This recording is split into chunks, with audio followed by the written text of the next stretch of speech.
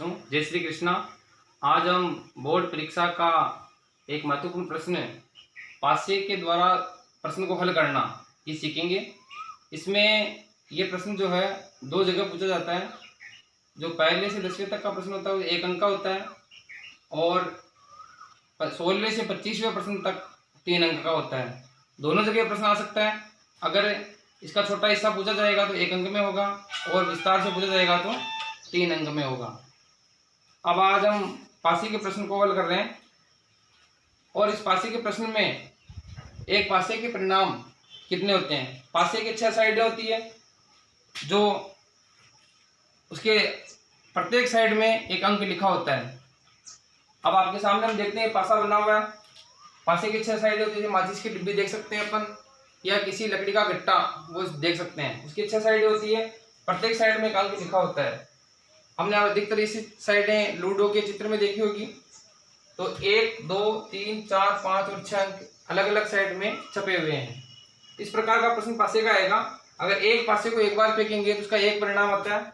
एक उसके सबसे पहले हमें कुल संभव परिणाम लिखने होते हैं। कुल कितने परिणाम आ रहे हैं अपने सामने, कुल कितनी साइडें हैं, 6 साइडें हैं। तो अपने परिणाम भी होंगे एक पासे को फेंकने पर कुल संभव परिणाम 6। सब हर बार हमें ये निश्चित याद रखना है कि पासे के एक पासे को फेंकते हैं तो उसके 6 ही परिणाम आते हैं। तो 6 परिणाम हमें सदा याद रखने हैं।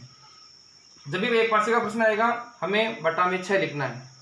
अब आगे अपन देखते हैं प्रश्न किस प्रकार से पूछे जा सकते हैं। तो ये अब सभी प्रकार के प्रश्न मैंने बोर्ड पे लिख दिए हैं। अपन सबसे पहले प्रश्नों को देखते हैं कौन कौन से प्रश्न एक पासे में पूछते हैं। पहला प्रश्न पूछ सकते हैं अपने एक सम संख्या प्राप्त करना। इसी प्रकार में प्रश्न पूछा जा सकता है एक विषम संख्या प्राप्त करना। इसी प्रकार तीसरा प्रश्न पूछा जा सकता है एक अभाज्य संख्या प्राप्त करना। चौथा प्रश्न पूछा जा सकता है 3 से बड़ी या उसके बराबर प्राप्त करना। 4 से छोटी या उसके बराबर प्राप्त करना। 5 से छोटी संख्या प्राप्त करना। अब यहाँ देखो, यहाँ बराबर उसके बराबर, ये इन दो प्रश्नों में उसके बराबर लिखा हुआ है यहाँ, लेकिन यहाँ नहीं लिखा हुआ है। इसका मतलब ये है कि 3 से बड़ी, तो हमें को 3 से बड़ी संख्या लेनी है। उसके बराबर यानी खुद को लेना है। 4 से छोटी यानी 4 से जो भी छोटी है वो संख्या लेनी है जो अपने परिणाम में है, और उसके बराबर खुद 4 को लेना है। 5 से छोटी, जो 5 से छोटी जो भी है वो संख्या लेनी है, 5 को नहीं लेना है क्योंकि इसमें लिखा हुआ नहीं है उसके बराबर। तो अपन हल करते हैं। अब एक पासे के प्रश्न को अब हम हल करते हैं। तो सबसे पहला हमें लिखना है एक पासे को फेंकने पर कुल संभव परिणाम 6। हमने 6 साइडें अपने यहाँ लिख दी है, 1, 2, 3, 4, 5 और 6। पहला प्रश्न पूछा गया है एक सम संख्या प्राप्त करना। सम संख्या का मतलब होता है जो 2 के पहाड़ी में आती है वो संख्या में लेनी है। तो अपने पास आ जाती है 2, 4 और 6। 2, 4 और 6, ये कितने अंक हो जाते हैं? 3। 1, 2, 3 लिखना है। अब हमें इसकी प्रायिकता ज्ञात करनी है।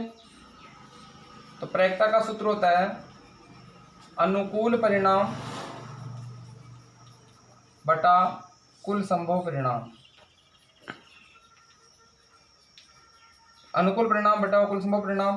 तो अनुकूल परिणाम अपने पास आ जाते हैं 3, और कुल संभव परिणाम जो हमने शुरू में लिखा नीचे फिक्स है 6 आएगा।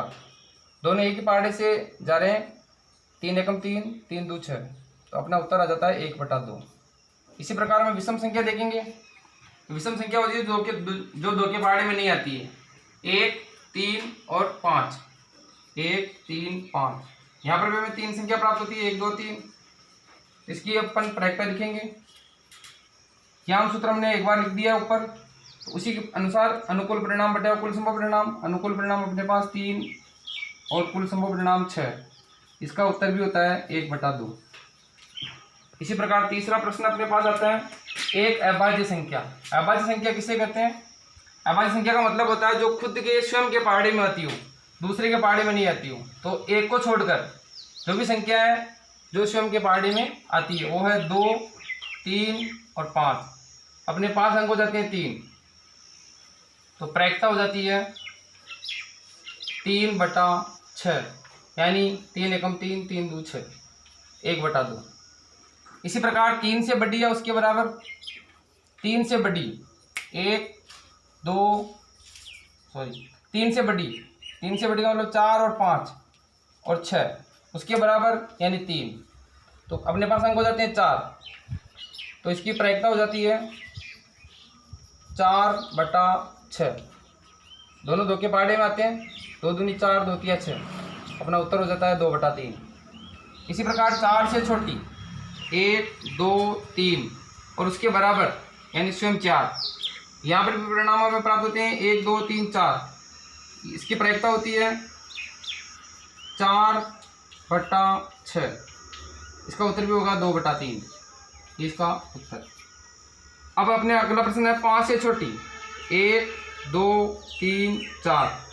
अब उसके बराबर लिखा हुआ नहीं है तो हम 5 को नहीं लेंगे। यहाँ परिणाम आते हैं 4, तो प्रायिकता हो जाती है 4/6। तो इसका उत्तर भी होगा 2/3। इस प्रकार ये प्रायिकता का जो प्रश्न है वो आसान तरीके से इसी प्रकार के प्रश्न पूछे जाएंगे। इसके अलावा अन्य कोई प्रश्न पूछा नहीं जा सकता है, और पूछेंगे तो अंक चेंज हो सकता है, 4 या 5 से छोटी या बड़ी। तो इस प्रकार आसानी से हम 3 अंक के प्रश्न में पूरे 3 में से 3 नंबर प्राप्त कर सकते हैं। धन्यवाद।